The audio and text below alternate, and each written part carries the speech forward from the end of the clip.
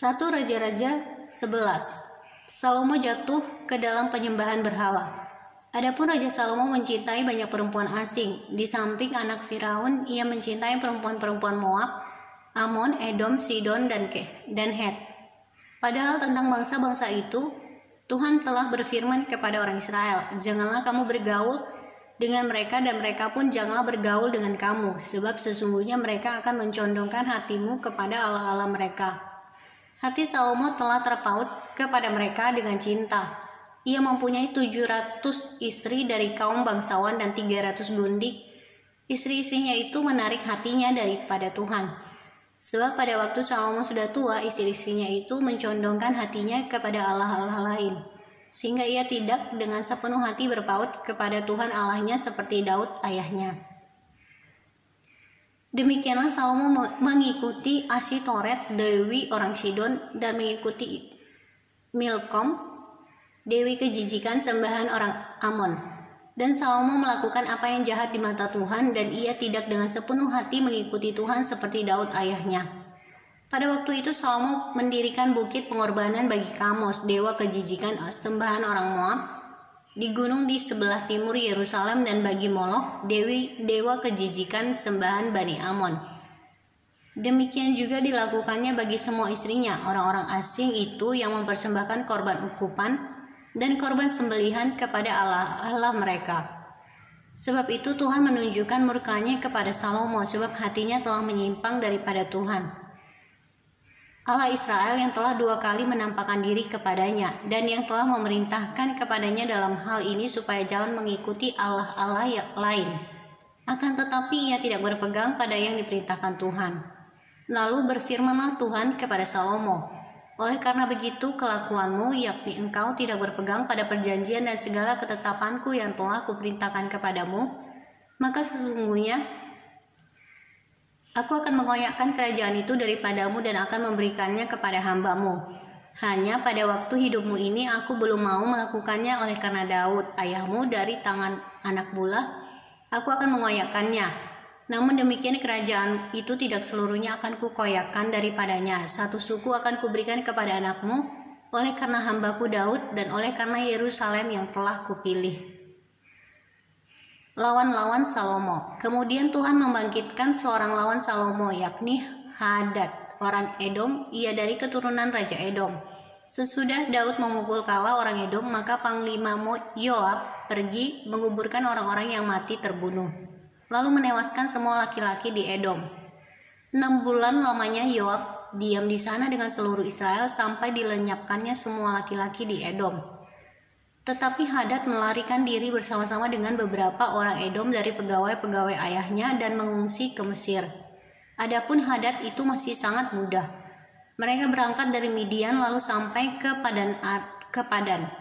Mereka membawa beberapa orang dari Paran, lalu mereka sampai ke Mesir kepada Firaun raja Mesir. Ia ini memberikan rumah kepada Hadad, menentukan belanjanya, dan menyerahkan sebidang tanah kepadanya. Hadad demikian disayangi Firaun sehingga diberikannya kepadanya seorang istri, yakni adik istrinya sendiri, adik permaisuri Tahpenes. Lalu adik Tahpenes itu melahirkan baginya seorang anak laki-laki, Genubat namanya. Dan Tahpenes menyapi dia di istana Firaun, sehingga Genubat ada di istana Firaun, di tengah-tengah anak-anak Firaun sendiri. Ketika didengar Hadad di Mesir bahwa Daud telah mendapat perhentian bersama-sama dengan nenek moyangnya dan bahwa Panglima Yoab sudah mati juga, maka berkatalah Hadad kepada Firaun, "Biarkanlah aku pergi ke negeriku." Lalu bertanyalah Firaun kepadanya, "Tetapi kekurangan apakah engkau padaku ini, maka engkau tiba-tiba berniat pergi ke negerimu?" Jawabnya, "Aku tidak kekurangan apapun, namun demikian biarkanlah juga aku pergi." Allah membangkitkan pula seorang lawan Salomo, yakni Rezon bin Eliada, yang telah melarikan diri dari tuannya, yakni Hadadezer raja Joba. Ia mengumpulkan orang-orang lalu menjadi kepala gerombolan. Ketika Daud hendak membunuh mereka, maka pergilah mereka ke Damsyik. Mereka diam di sana dan disitulah mereka mengangkat Rezon menjadi raja. Dialah yang menjadi lawan Israel sepanjang umur Salomo. Ia mendatangkan malapetaka sama seperti Hadad. Ia muak akan orang Israel dan menjadi raja atas Aram. Juga Yerobeam bin Nebat, seorang Efraim dari Zereda, seorang pegawai Salomo, nama ibunya Zerua, seorang janda, memberontak terhadap raja. Inilah alasannya mengapa ia memberontak terhadap raja. Salomo mendirikan Milo dan ia menutup tembusan tembok kota Daud ayahnya. Yerobeam adalah seorang tangkas. Ketika Salomo melihat bahwa orang muda itu seorang yang rajin bekerja, maka ditempatkannya dia mengawasi semua pekerja wajib dari keturunan Yusuf. Pada waktu itu ketika Yerobeam keluar dari Yerusalem, Nabi Ahia, orang Silo itu mendatangi dia di jalan dengan berselubungkan kain baru. Dan hanya mereka berdua ada di padang. Ahia memegang kain baru yang di badannya lalu dikoyakannya menjadi 12 koyakan. Dan ia berkata kepada Yerobeam, "Ambillah bagimu 10 koyakan, sebab beginilah firman Tuhan Allah Israel. Sesungguhnya aku akan mengoyakkan kerajaan itu dari tangan Salomo dan akan memberikan kepadamu 10 suku. Tetapi satu suku akan tetap padanya oleh karena hambaku Daud dan oleh karena Yerusalem, kota yang kupilih itu dari segala suku Israel. Sebabnya ialah karena ia telah meninggalkan aku dan sujud menyembah kepada Asitoret, dewi orang Sidon, kepada Kamos, Allah orang Moab, dan kepada Milkom, Allah Bani Amon. Dan ia tidak hidup menurut jalan yang kutunjukkan dengan melakukan apa yang benar di mataku, dan dengan tetap mengikuti segala ketetapan dan peraturanku seperti Daud ayahnya.